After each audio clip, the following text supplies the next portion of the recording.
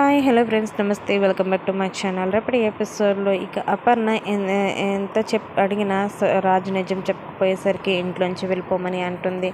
అయితే సుభాష్ బాబుని తీసుకుని అయితే బయటకు వచ్చేస్తూ ఉంటాడు.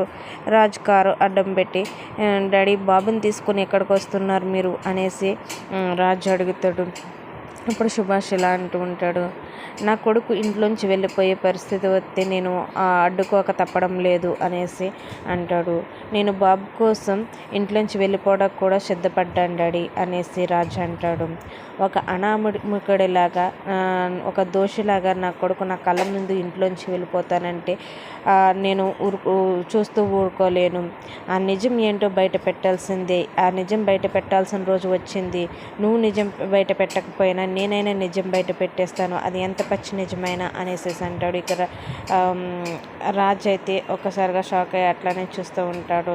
ఇదంతా కావ్య పక్క నుంచి వింటూ ఉంటుంది.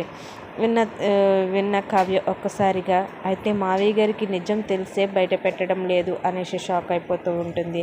మరి సుభాష్ నిజం బయట పెడతాడా లేదా అన్నది రేపటి ఫుల్ ఎపిసోడ్లో తెలుస్తుంది. ఫ్రెండ్స్, ఈ వీడియో కానీ మీకు నెక్స్ట్ అయితే లైక్ చేయండి, అలాగే సబ్స్క్రైబ్